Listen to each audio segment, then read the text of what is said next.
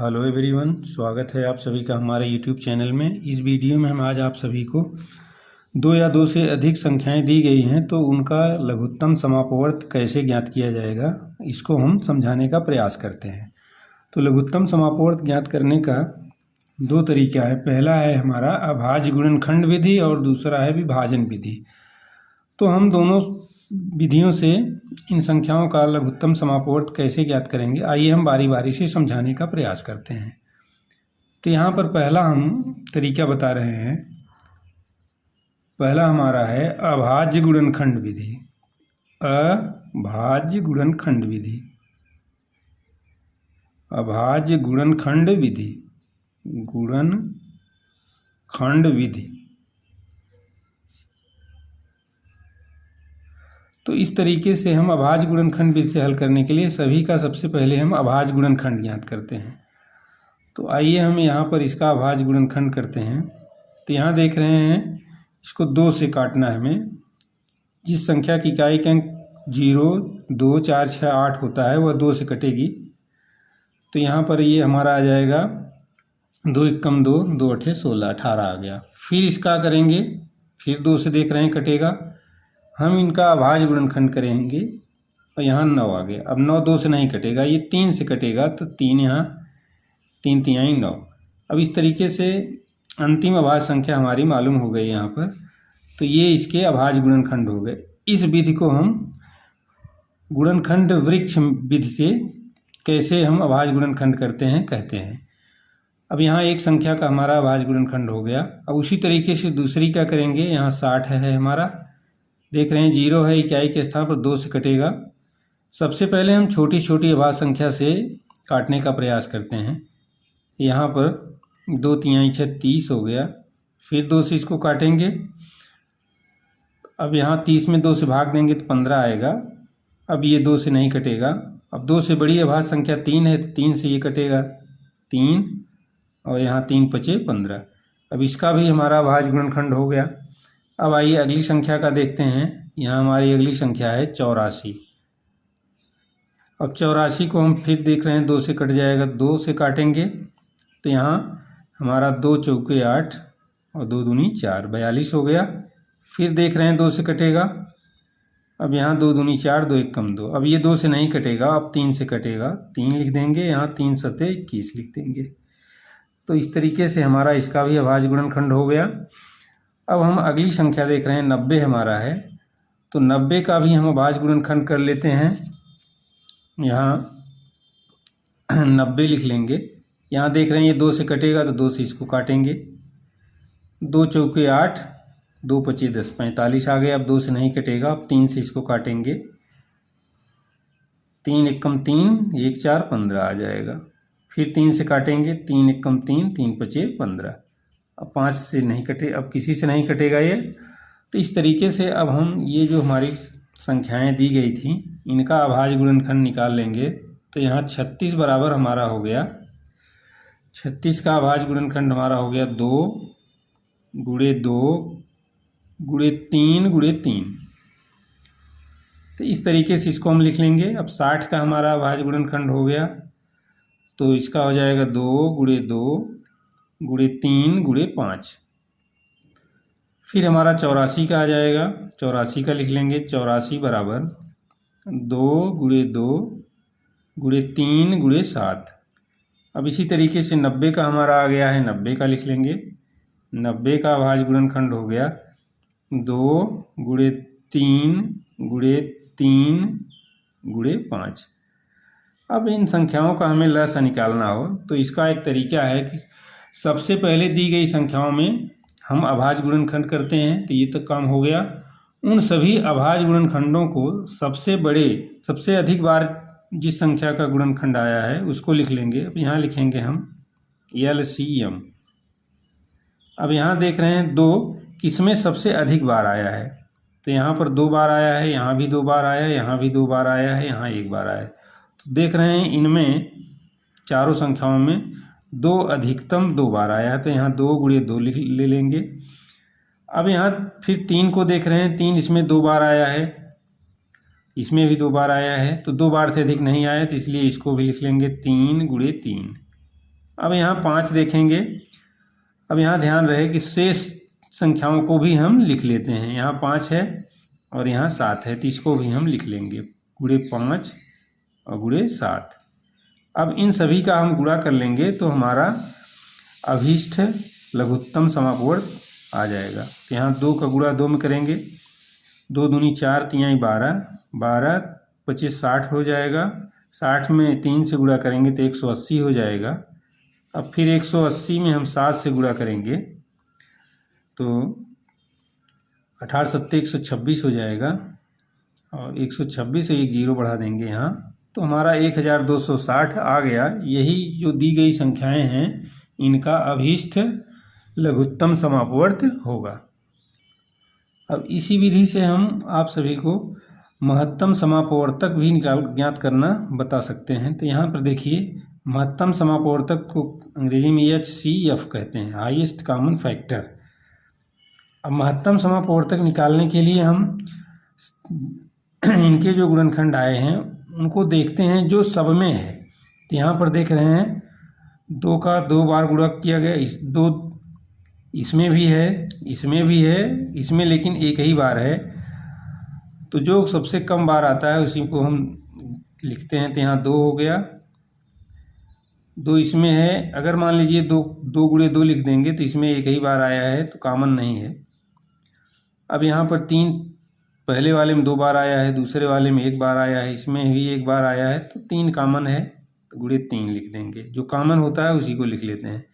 अब यहाँ पर शेष 5 इसमें है, इसमें नहीं है, इसमें नहीं है, तो 5 भी नहीं होगा, 7 भी नहीं लिखेंगे। तो अब HCF इसका आ जाएगा 3 दूनी 6। तो आसानी से हम इस तरीके से जो अभाज्य गुणनखंड करते हैं HCF भी हम निकाल सकते हैं। अब आइए हम इन दी गई संख्याओं को विभाजन विधि से इनका LCM कैसे ज्ञात करेंगे इसको सिखाते हैं। तो यहाँ पर सभी संख्याओं को हम इस क्रम में लिख लेते हैं। जैसे 36 था हमारा, फिर 60, 84 और 90, इन संख्याओं को इस तरीके से हम लिख लेंगे। अब यहाँ पर इसको ऐसे हम भाग करेंगे, छोटी से छोटी जो अभाज्य संख्या होती है उसी से भाग करेंगे। तो छोटी से छोटी हमारी अभाज्य संख्या 2 है। ध्यान देना है कम से कम 2 संख्याएं कटें, जो नहीं कटें उनको इसमें नीचे उतार लेंगे।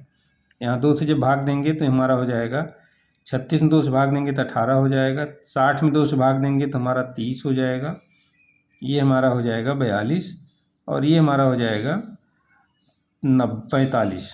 2 चौके 8, 2 पचे 10। अब यहाँ भी देख रहे हैं 2 से कटेगा हमारा, 2 से काट देंगे, यहाँ 2 9 18, यहाँ 15 आ जाएगा, और यहाँ 21 आ जाएगा, और ये नहीं कटेगा उसको वैसे उतार लेंगे। जो नहीं कटता है उसको वैसे हम उतार लेते हैं। अब यहाँ देख रहे हैं 2 से नहीं कटेगा, अब यहाँ 3 से काटेंगे हम, तो 3 यहाँ लिख लेंगे, 3 3 9, और 3 पचे 15 हो जाएगा, 3 7 21 हो जाएगा, और यहाँ 15 आ जाएगा हमारा। 45 3 से भाग देंगे तो 15 आ जाएगा।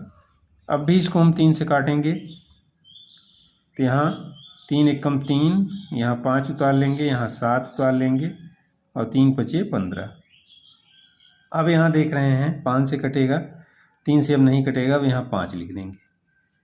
अब यहाँ ये हमारा हो गया 1, 5 एकम 5, यहाँ 7 हो गया, और यहाँ 5 एकम 5। अब यहाँ 7 बचा है तो यहाँ 7 इधर लिख लेंगे, बाकी 1 1 1, यहाँ 1 आ गया, यहाँ 1। ध्यान देना है विभाजन विधि से अभाज्य गुणनखंड करते समय ये ध्यान देना, नीचे हमारा 1 1 1 सबके नीचे आ जाना चाहिए। अब इनका हमें जब LCM निकालना होगा तो यहाँ अभीष्ट LCM हमारा हो जाएगा। अब इन सबका गुणा कर देंगे तो 2 गुणे 2 गुणे 3 गुणे 3 और गुणे 5 गुणे 7। अब यहाँ देख रहे हैं यही चीज़ हमारा ऊपर वाले में भी आया था यहाँ पर, तो इसका जब गुणा कर लेंगे तो ये हमारा आ जाएगा 1260, और यही हमारा आंसर होगा। तो इस तरीके से चाहे विभाजन विधि से LCM निकालना हो, चाहे अभाज्य गुणनखंड विधि से, हम बहुत ही आसानी से ज्ञात कर सकते हैं। आशा करता हूँ कि ये दोनों विधियाँ आपकी समझ में आ गई होंगी। अब हमारा अगला सवाल है दशमलव संख्याएं 2.4, 0.36, 0.045 का लघुत्तम समापवर्त ज्ञात कीजिए। तो दशमलव संख्याओं का लघुत्तम समापवर्त ज्ञात करने के लिए सबसे पहले हम उन दशमलव संख्याओं को पूर्णांक के रूप में बदल लेते हैं। तो यहाँ हैं, इनका लघुत्तम समापवर्त ज्ञात करना है। तो यहाँ पर ध्यान देना ये है कि सबसे पहले इनको हम पूर्णांक में बदल देते हैं। तो यहाँ पर 3 अंक है, तो 3 अंक इसको दशमलव दूर करने के लिए हमें 1000 से गुणा करना पड़ेगा। तो 1000 से सभी में हम गुणा कर देंगे। यहाँ पर 2.4 गुणे 10, यहाँ ये 1000 से गुणा करेंगे। इसमें भी हम 1000 से गुणा करेंगे, तो ये हमारा हो जाएगा 0.045। इसमें भी हम 1000 से गुणा करेंगे, तो ये हमारा हो जाएगा 45। अब ये संख्याएं पूर्णांक के रूप में आ गई हैं। अब इनको हम इस तरीके से विभाजन विधि से हम इसका गुणनखंड कर सकते हैं। तो आइए इसको इस तरीके से लिखते हैं। 2400 यहाँ लिख लेंगे, और यहाँ 360 हमारा हो गया, और ये 45 हो गया। अब सबसे पहले हम 2 से इसको काटेंगे, तो ये हमारा हो जाएगा 1200, और ये हमारा हो जाएगा 180, और ये नहीं कटेगा, इसको वैसे उतार लेंगे।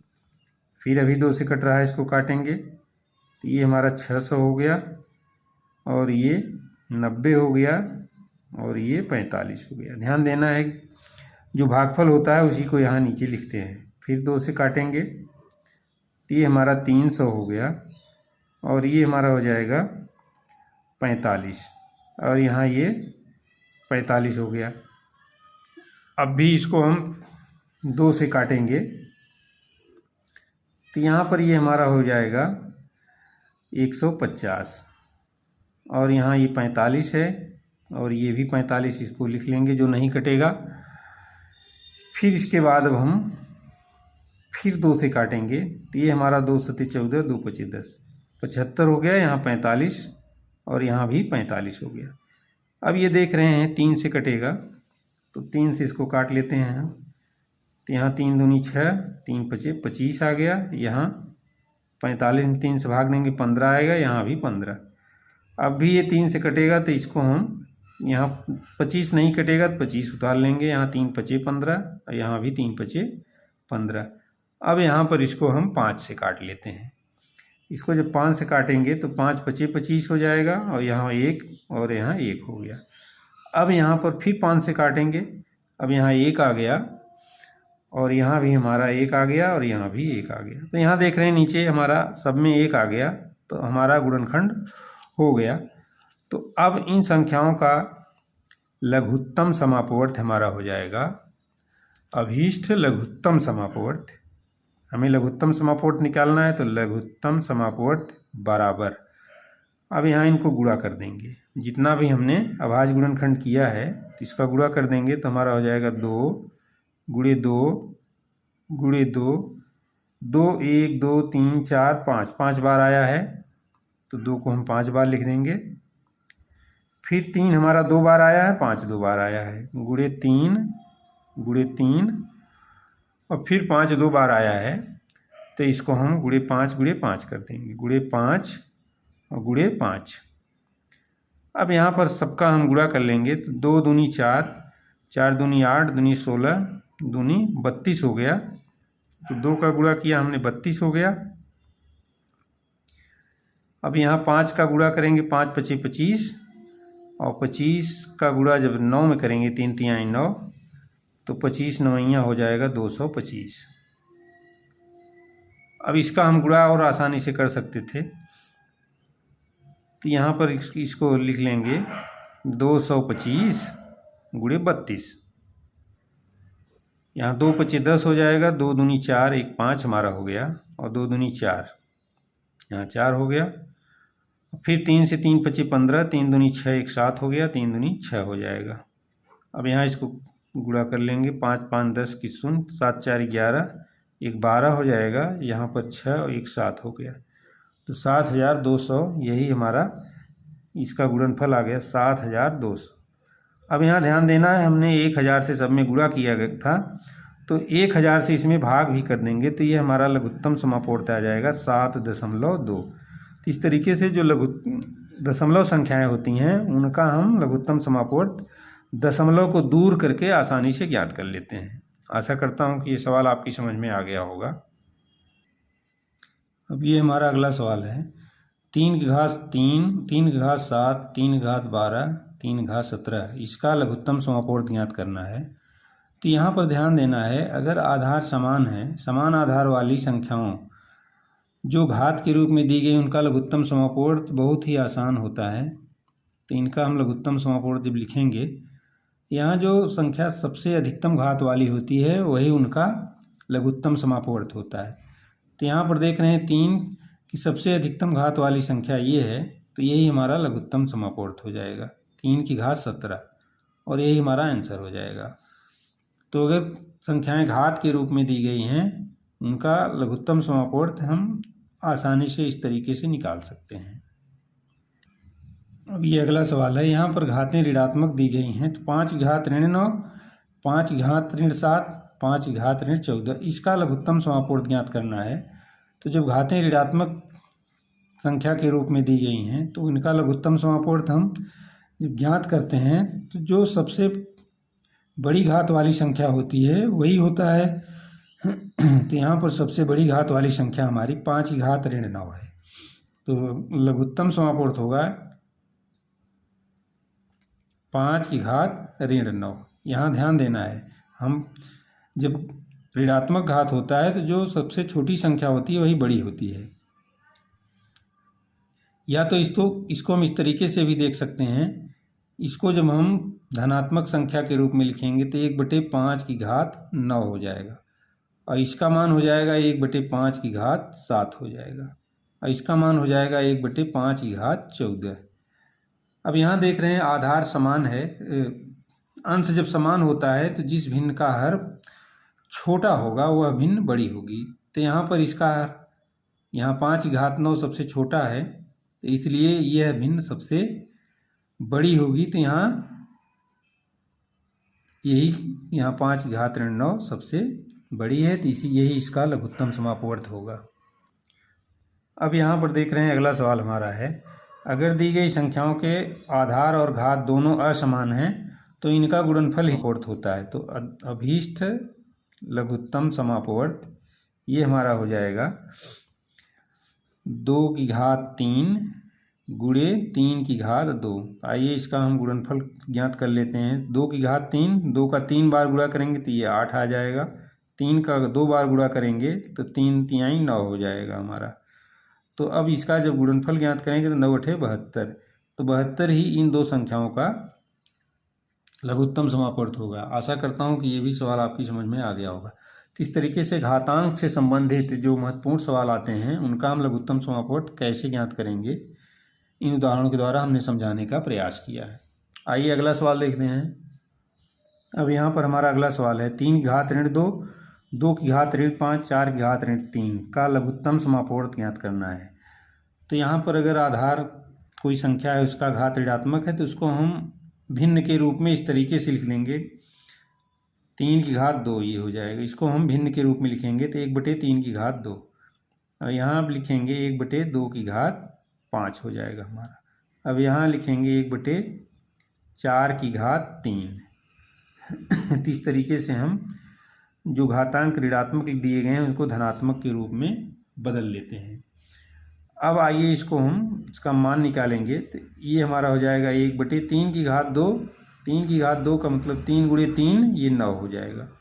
2 की घात 5, 2 का गुणा 5 बार जब करेंगे तो ये 2 दूनी 4, दूनी 8, दूनी 16, दूनी 32, 1/32 हो जाएगा। और यहाँ पर ये हमारा 4 चौके 16, चौके 64, ये 64 हो जाएगा हमारा। अब यहाँ पर ध्यान देना है, ये भिन्न के रूप में है। तो जब संख्याएं भिन्न के रूप में रहती हैं तो उनका लघुत्तम समापवर्त, अंश का लघुत्तम समापवर्त ज्ञात करेंगे, अंशों का लघुत्तम समापवर्त बटे हर का महत्तम समापवर्त, हर का महत्तम समापवर्त, महत्तम समापवर्तक। अब यहाँ अंश दिया गया है 1, तो 1 का लघुत्तम समापवर्त 1 ही होगा। हर यहाँ ध्यान देना है 9, 32 और 64, 9, 32 और 64 का महत्तम समापवर्तक भी एक होगा। तो इस तरीके से इन संख्याओं का लघुत्तम समापवर्त 1/, अर्थात 1 होगा। तो यही हमारा आंसर होगा। तो इस तरीके से ये जो संख्याएं दी गई हैं इनका लघुत्तम समापवर्त 1 होगा। आशा करता हूँ कि ये भी सवाल आपकी समझ में आ गया होगा। इस तरीके से आज हमने आप सभी को लघुत्तम समापवर्त के कुछ महत्वपूर्ण सवालों को हल कर सिखाने का प्रयास किया। आशा करता हूँ कि ये आपकी समझ में आ गया होगा। तो फिर मिलते हैं अगले वीडियो में। तब तक के लिए धन्यवाद।